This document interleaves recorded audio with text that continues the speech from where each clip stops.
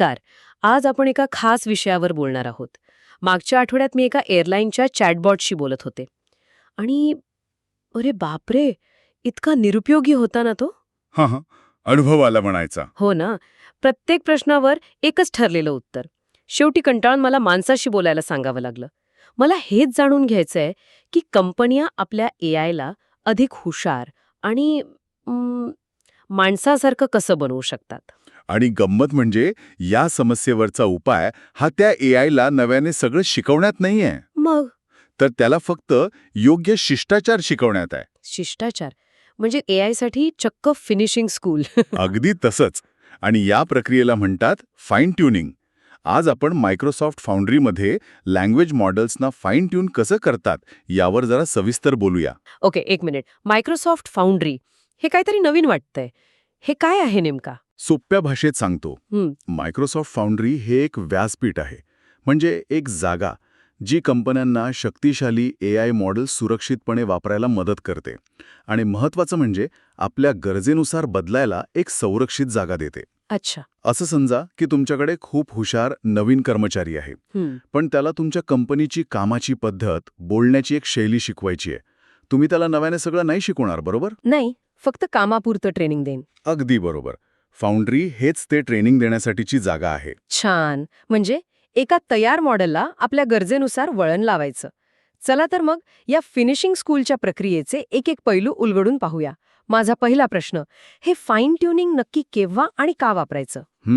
म्हणजे आपण मॉडेलला सूचना देऊन ते प्रॉम्प्ट इंजिनिअरिंग वापरून आपलं काम नाही करू शकत का? हा खूप महत्वाचा प्रश्न आहे आणि याचं उत्तर आहे हो, करू शकतो. प्रॉम्प्ट इंजिनिअरिंग हा खरं तर पहिला आणि सगळ्यात सोपा मार्ग आहे. मग अडचण कुठे येते? अडचण सातत्याची आहे. हे म्हणजे त्या नवीन कर्मचाऱ्याला तोंडी सूचना देण्यासारखं आहे. ग्राहकांशी नेहमी आदराने बोला, पण तो प्रत्येक वेळी ऐकेलच असं नाही. कधीकधी तो सूचनांकडे दुर्लक्ष करून आपल्या मूळ स्वभावाप्रमाणे वागू शकतो. हा, म्हणजे एखाद्या लहान मुलाला खोली आवरायला सांगण्यासारखं. तो कदाचित ऐकेल किंवा नाही. अगदी तसंच. त्यामुळे सातत्यपूर्ण परिणामांची खात्री नसते. अच्छा, समजलं. मग लोक RAG नावाच्या तंत्रज्ञानाबद्दलही बोलतात. RAG ते आणि फाईन ट्युनिंग यात काय फरक आहे? बरोबर. हे तीनही म्हणजे प्रॉम्प्ट इंजिनिअरिंग, RAG आणि फाईन ट्युनिंग वेगवेगळ्या समस्यांवरचे उपाय आहेत. ओके. प्रॉम्प्ट इंजिनिअरिंग म्हणजे तोंडी सूचना. RAG म्हणजे रिट्रीव्हल ऑगमेंटेड जनरेशन. हे मॉडेलला उत्तर देण्यासाठी एक विशिष्ट पुस्तक किंवा डेटा देण्यासारखं आहे. समजा हॉटेलच्या चॅटबॉटला फक्त त्यांच्या कॅटलॉगमधूनच माहिती द्यायची असेल तर RAG वापरला जातो. म्हणजे त्याला एक लायब्ररी दिली जाते. परफेक्ट. पण मॉडेलचं वागणं म्हणजे त्याची शैली, बोलण्याचा टोन आणि उत्तराचा फॉर्मॅट बदलायचा असेल तर फाईन ट्युनिंग हा सर्वोत्तम मार्ग आहे. RAG मॉडेलला काय बोलायचं हे सांगतं, तर फाईन ट्युनिंग कसं बोलायचं हे शिकवतं. वा, हा फरक महत्वाचा आहे. म्हणजे फाईन ट्युनिंग हे व्यक्तिमत्व घडवण्यासाठी आहे, पण मग याचा अर्थ असा आहे का की ते प्रत्येक वेळी योग्यच असेल? नाही, तुम्ही अगदी योग्य मुद्दा मांडला. प्रत्येक वेळी फाईन ट्युनिंग हाच उपाय नसतो. कधीकधी खूप कमी किंवा वाईट डेटावर फाईन ट्यून केल्यास मॉडेल कॅटस्ट्रॉफिक फॉरगेटिंग नावाच्या समस्येचा बळी ठरू शकतं. कॅटस्ट्रॉफिक फॉरगेटिंग हे काय आहे? हे तर खूप मोठं नाव वाटतंय. हा, आहे तसं. याचा अर्थ मॉडेल आपलं नवीन काम शिकण्याच्या नादात आपलं मूळ सामान्य ज्ञान आणि क्षमता विसरून जातं. अरे बापरे. हो, जसं की एखादा हुशार डॉक्टर फक्त एका विशिष्ट आजारावर काम करता करता बाकीचं वैद्यकीय ज्ञानच विसरून जातो. त्यामुळे जर आपल्याला फक्त विशिष्ट माहितीवर आधारित उत्तरं हवी असतील तर रॅग वापरणे जास्त फायद्याचं ठरतं. पण जर व्यक्तिमत्व घडवायचं असेल तर फाईन ट्युनिंगला पर्याय नाही. ठीक आहे. म्हणजे आपण आपल्या एआयला फिनिशिंग स्कूलमध्ये पाठवायचं ठरवलं. मग त्याचा अभ्यासक्रम कसा असेल? तयारी काय करावी लागते? त्याचा अभ्यासक्रम म्हणजे आपला डेटा. आणि इथे एक गोष्ट लक्षात ठेवली पाहिजे, डेटाची गुणवत्ता सर्व काही आहे. कारण कचरा आत तर कचरा बाहेर हा नियम इथे अगदी तंतोतंत लागू होतो. म्हणजे जास्त डेटापेक्षा चांगला डेटा महत्वाचा. अगदी. तुम्ही किती डेटा देता यापेक्षा तो किती चांगला आणि वैविध्यपूर्ण आहे यावर मॉडेलची गुणवत्ता अवलंबून असते. मग हा डेटा दिसतो कसा? नक्कीच काहीतरी क्लिष्ट कोड वगैरे असेल ना? अजिबात नाही. उलट ते एका नाटकाच्या स्क्रिप्टसारखं दिसतं. हा डेटा JSON-L म्हणजे जेसन लाईन्स फॉर्मॅटमध्ये असतो, जिथे प्रत्येक ओळ म्हणजे एक छोटा संवाद असतो. खरंच? हो, आणि या संवादात 3 मुख्य पात्र असतात. पात्र AI साठी हे तर खूपच रंजक आहे. हो, पहिले पात्र आहे सिस्टम. हे दिग्दर्शकाच्या सूचनेसारखं आहे. मॉडेलचा स्वभाव कसा असावा, त्याची भूमिका काय आहे, हे इथे ठरतं. उदाहरणार्थ तू एक Xbox कस्टमर सपोर्ट एजंट आहेस, तुला मैत्रीपूर्ण आणि थोडक्यात बोलायचं आहे. हे मॉडेलला सांगतं की त्याला कोणती टोपी घालायची आहे. समजलं. म्हणजे मॉडेलला त्याचा रोल काय आहे हे सांगणं. मग दुसरं आणि तिसरं पात्र? दुसरं पात्र आहे युजर. हा ग्राहकाचा प्रश्न किंवा संवाद असतो. Xbox प्लेस्टेशनपेक्षा चांगला आहे का? आणि तिसरं आणि सगळ्यात महत्त्वाचं पात्र आहे असिस्टंट. हे मॉडेलचं उत्तर असेल? अगदी बरोबर. हे म्हणजे मॉडेलने द्यायचं आदर्श उत्तर. जसं की मी वैयक्तिक मत देऊ शकत नाही, पण Xboxच्या समस्येबद्दल मी नक्कीच मदत करू शकेन. आपण मॉडेलला आदर्श संवादांची अशी अनेक उदाहरणं देतो. पण एक मिनिट, हे तर खूप कृत्रिम वाटतंय. असं नाही का वाटत की आपण मॉडेलला फक्त पाठांतर करायला शिकवत आहोत?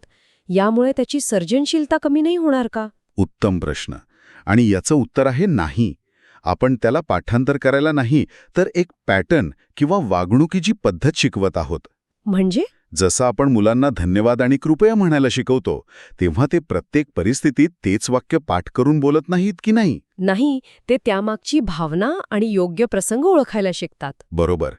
तसंच मॉडेल या उदाहरणांवरून मैत्रीपूर्ण आणि मदत करण्याच्या स्वभावाचा पॅटर्न शिकतं. ते काय बोलायचं यापेक्षा कसं वागायचं याचं प्रशिक्षण आहे. हे खूपच वेगळं आहे.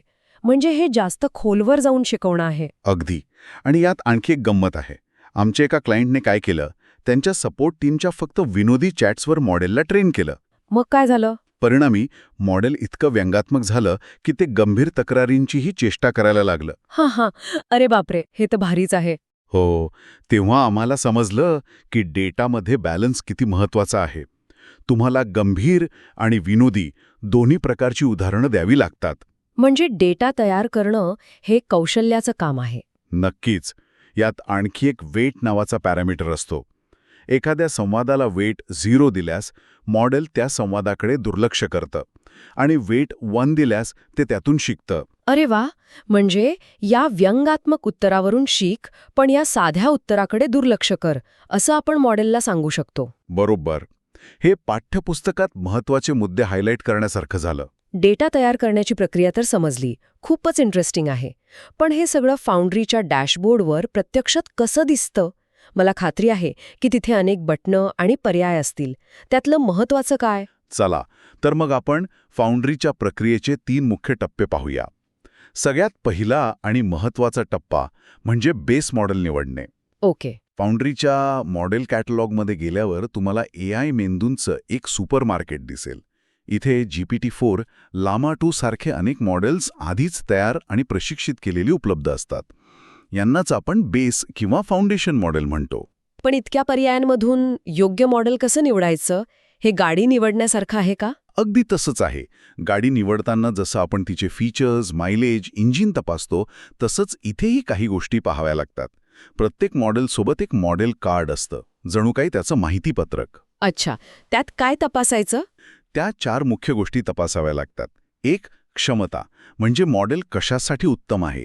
काही मॉडेल सर्जनशील लिखाणासाठी चांगली असतात, तर काही कोड लिहिण्यासाठी. बरोबर. दुसरं, प्री ट्रेनिंग डेटा, मॉडेलला कोणत्या डेटावर प्रशिक्षण दिलं आहे. काही मॉडेल्सला इंटरनेटवरच्या फिल्टर न केलेल्या डेटावर ट्रेन केलेलं असतं, त्यामुळे त्यात काही विचित्र सवयी असू शकतात. ओके, हे महत्वाचं आहे. असलेल्या भाषेत, जसे की मराठीत, काम करतं का? ठीक आहे, आपण AI मेंदू निवडला. आता त्याचं प्रशिक्षण कसं सेट करायचं? हा दुसरा टप्पा असेल, बरोबर? अगदी बरोबर. दुसरा टप्पा आहे फाईन ट्युनिंग जॉब कॉन्फिगर करणे.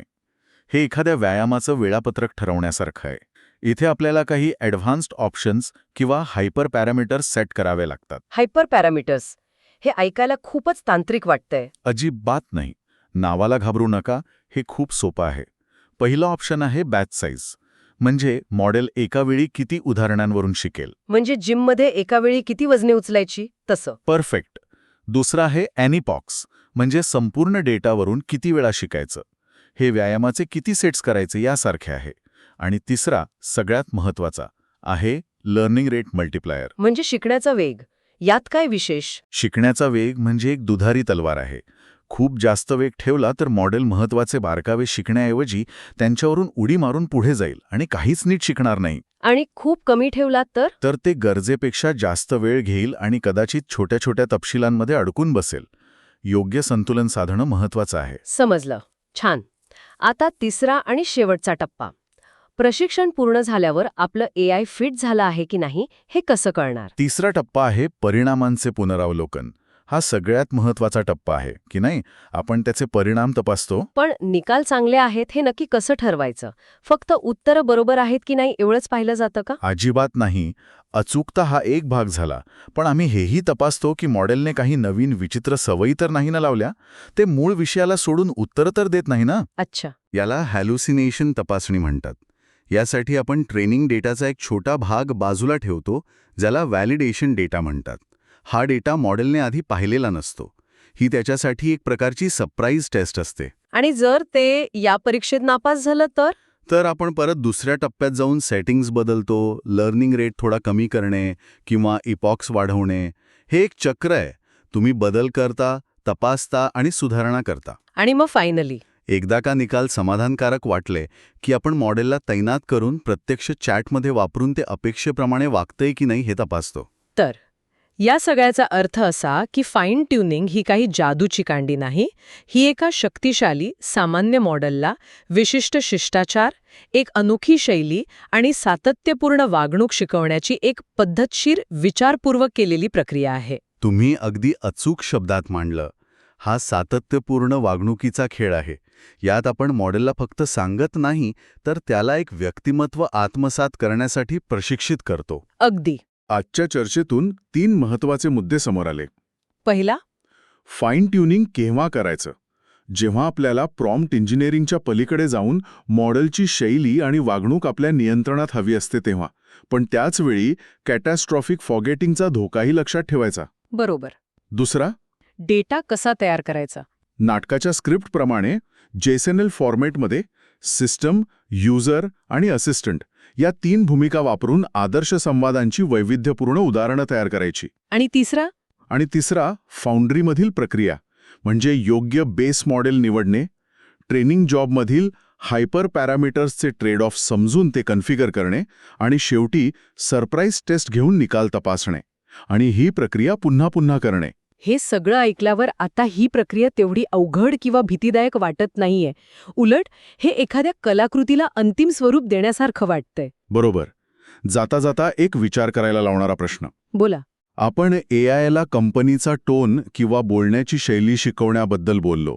जसं हे तंत्रज्ञान अधिक सामान्य होईल तसं आपण एखाद्या ब्रँडच्या प्रतिनिधीशी बोलत आहोत की त्या ब्रँडसारखं बोलायला शिकवलेल्या AIशी हे ओळखणं कदाचित कठीण होईल. खरंय. आणि जर आपल्याला मिळणारा अनुभव चांगला आणि समाधानकारक असेल तर या फरकाने खरंच काही फरक पडेल का? विचार करण्यासारखी गोष्ट आहे.